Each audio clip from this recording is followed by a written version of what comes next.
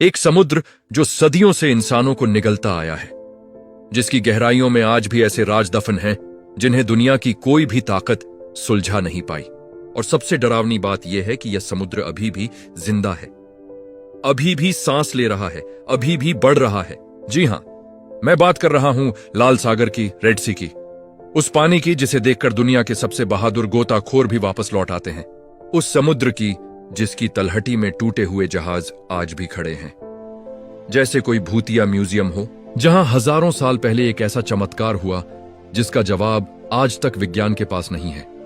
और इस कहानी में एक ऐसा सच छुपा है जो आपको हिला देगा।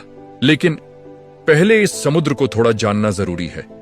उत्तर में स्वेज से लेकर दक्षिण में बाबल मंदे तक यह समुद्र फैला है पूरे 250 किमी में। इसकी अधिकतम चौड़ाई है 325 किमी और औसत गहराई 490 मीटर। लेकिन कुछ जगहों पर यह 211 मीटर तक नीचे चली जाती है, यानी एक ऐसी खाई जिसमें दुनिया की सबसे ऊंची इमारत बुर्ज खलीफा को 3 बार रखा जा सकता है और वह भी डूब जाए। लेकिन सबसे पहले एक सवाल, इसे लाल सागर क्यों कहते हैं? क्या इसका पानी सच में लाल होता है? क्या इसमें खून मिला है? सच यह है कि पानी नीला हरा दिखता है, लेकिन साल में कुछ खास मौसमों में इसकी सतह पर एक अजीब बदलाव आता है। पानी का रंग बदलने लगता है। इसके पीछे है एक माइक्रोस्कोपिक जीव, ट्राइकोडाइम्स एरिथियम। यह एक प्रकार का एल्गी है जो मरने पर पानी को गहरा लाल भूरा रंग दे देता है। प्राचीन काल में इस समुद्र को देखने वाले नाविकों ने इसे लाल सागर नाम दे दिया, लेकिन इतिहासकार इसे दिशाओं और रंगों के जुड़ाव से भी देखते हैं। अब आते हैं उस हिस्से पर जो सदियों से हैरान करता आया है, एक ऐसी घटना जिसे अगर आज देखा जाए तो हर इंसान की सांसें रुक जाएं। मैं बात कर रहा हूं द ग्रेट एक्सोडस की, मूसा के चमत्कार की। हजरत मूसा मिस्र के फिरौन की गुलामी से लाखों इजरायलियों को आजाद करा रहे थे। आगे था लाल सागर, पीछे थी मौत। लाखों लोग, बच्चे, बूढ़े कांप रहे हैं और पीछे से फिरौन की सेना के घोड़ों की टापें सुनाई दे रही हैं। और तभी मूसा ने अपनी छड़ी उठाई और लाल सागर 2 हिस्सों में चिर गया। पानी की 2 विशाल दीवारें खड़ी हो गईं और बीच में बन गया एक रास्ता। जब फिरौन की सेना उसी रास्ते से आगे बढ़ी, पानी वापस आ गया। पूरी सेना, रथ, घोड़े, सैनिक सब डूब गए। 1978 में लाल सागर की गहराइयों में कुछ ऐसा मिला जिसने दुनिया को चौंका दिया। समुद्र की तलहटी में मिले प्राचीन रथों के पहिए। कुछ शोधकर्ताओं ने दावा किया कि ये फिरौन की सेना के अवशेष हैं। क्या विज्ञान इसे प्रमाणित कर सकती है? इस पर बहस अभी भी जारी है। चमत्कार नहीं था तो फिर ऐसा कैसे हुआ? क्या कोई प्राकृतिक घटना इसके पीछे थी? इसका जवाब मैं आपको आगे बताऊंगा।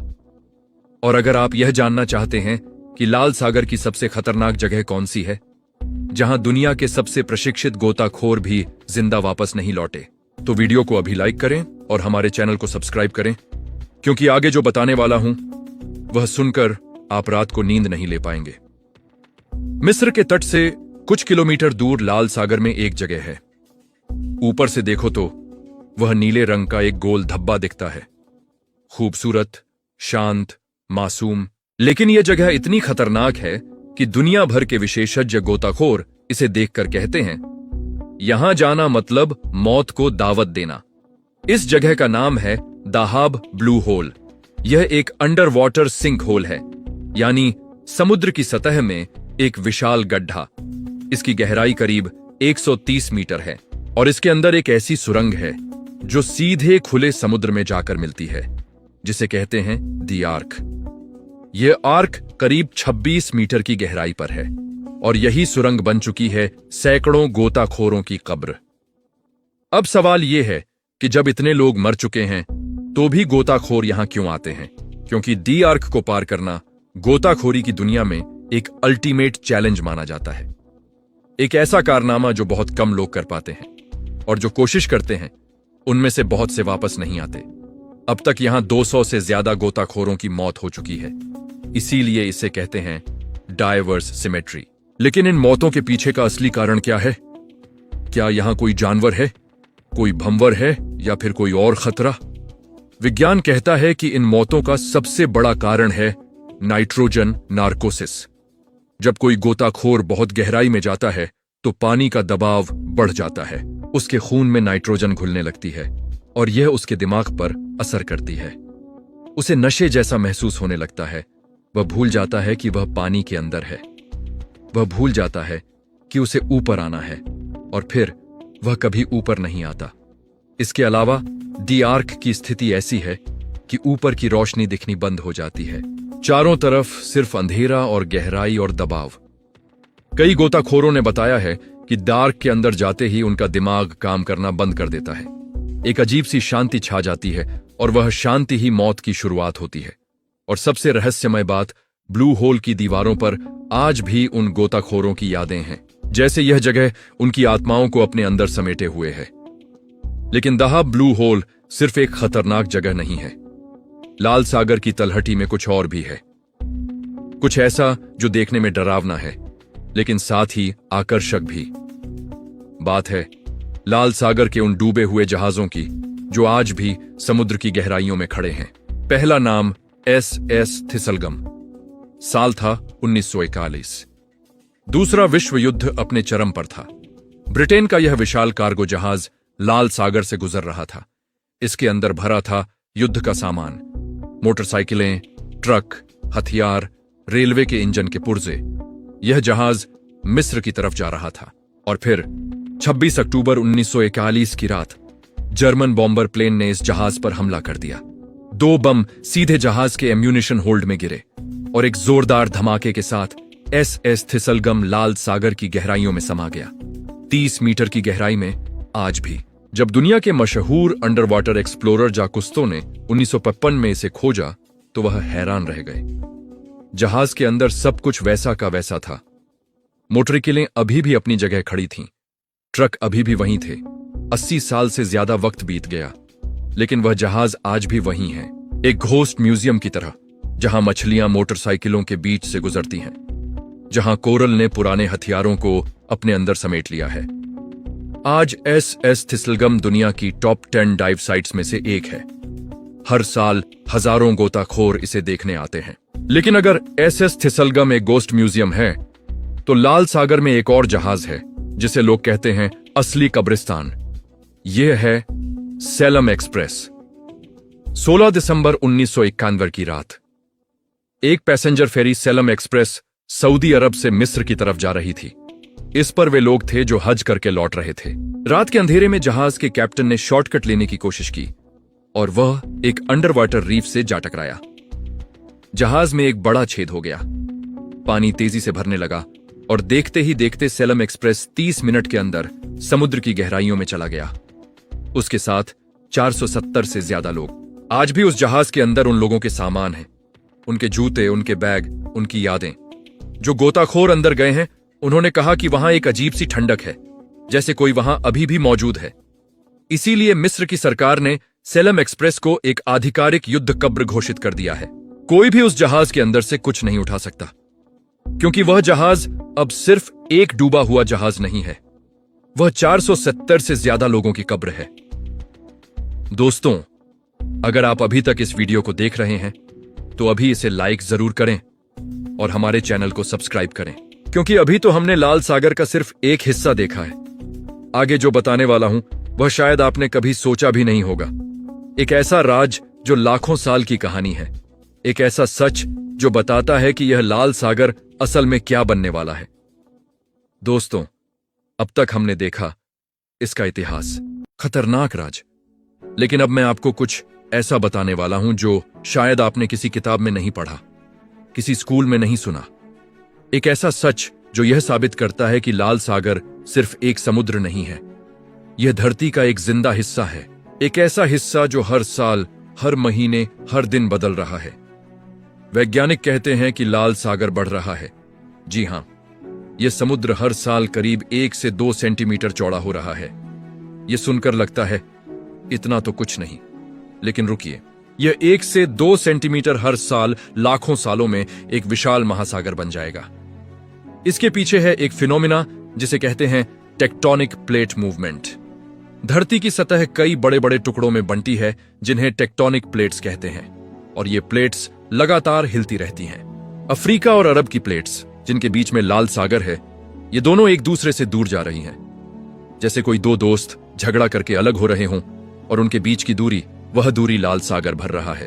वैज्ञानिकों का अनुमान है कि आज से करीब 10 करोड़ साल बाद यह लाल सागर उतना ही बड़ा होगा जितना आज अटलांटिक ओशन है।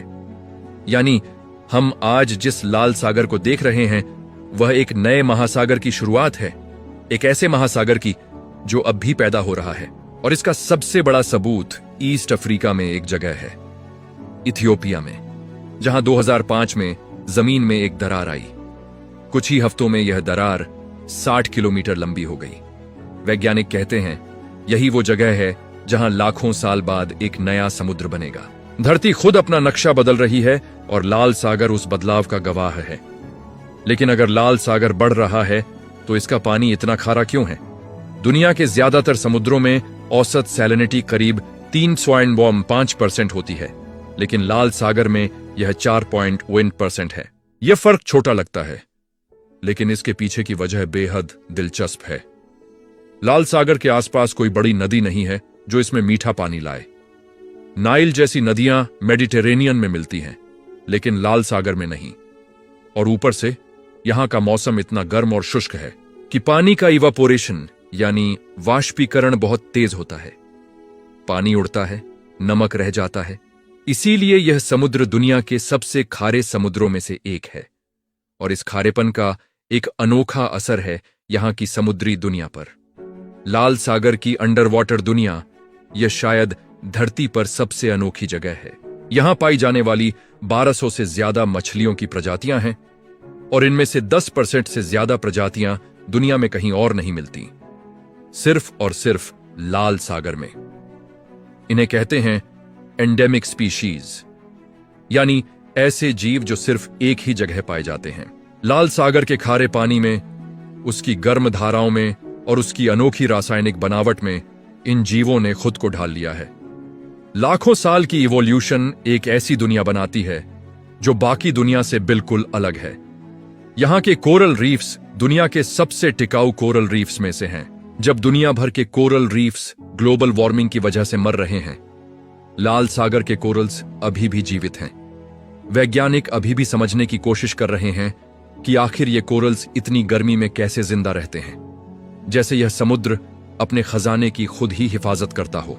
और अब वो सवाल जो मैंने शुरुआत में पूछा था, मूसा का चमत्कार, लाल सागर का 2 हिस्सों में चिरना, क्या इसका कोई साइंटिफिक एक्सप्लेनेशन है?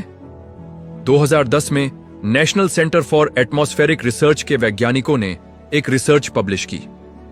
उन्होंने कंप्यूटर सिमुलेशन की मदद ली। उन्होंने साबित करने की कोशिश की कि क्या किसी नेचुरल फिनोमिना की वजह से लाल सागर का पानी 2 हिस्सों में हो सकता है। और उनका जवाब था हां। अगर एक बहुत तेज हवा करीब 100 किलोमीटर प्रति घंटे की रफ्तार से कई घंटों तक एक ही दिशा में चले तो पानी को एक तरफ धकेल सकती है और बीच में कुछ घंटों के लिए एक उथला रास्ता बन सकता है, एक ऐसा रास्ता जिस पर से लोग पैदल गुजर सकें। वैज्ञानिकों ने कैलकुलेट किया कि अगर यह विंड इवेंट हुआ होता तो रास्ता करीब 4 घंटे तक खुला रह सकता था और जैसे ही हवा रुकती, पानी वापस उसी जगह भर जाता, तेजी से। यानी अगर उस वक्त कोई सेना उस रास्ते पर होती तो वह डूब जाती। तो क्या यह सब एक नेचुरल कोइंसिडेंस था या फिर कोई ऐसी शक्ति थी जिसने उस हवा को उस वक्त उस जगह चलाया? यह सवाल साइंस आज तक पूरी तरह जवाब नहीं दे पाई।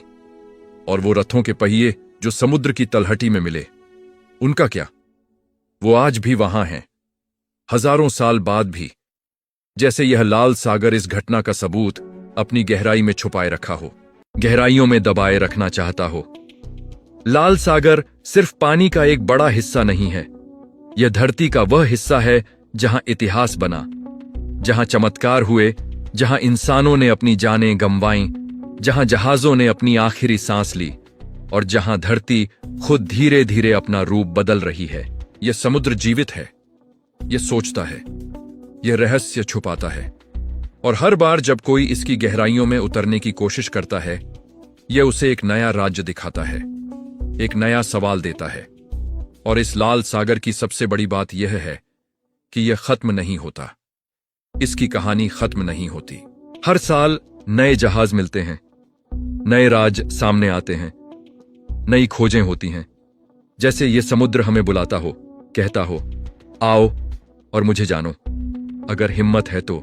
दोस्तों, इस पूरी कहानी में आपने जाना लाल सागर का विशाल आकार, उसके नाम का रहस्य, मूसा के चमत्कार का सच, दाह ब्लू होल का खौफ, SS थिसलगम और सेलेम एक्सप्रेस की दर्दनाक दास्तान, और यह सच कि लाल सागर एक दिन एक नया महासागर बन जाएगा। ये सब एक ही समुद्र में, एक ही जगह में।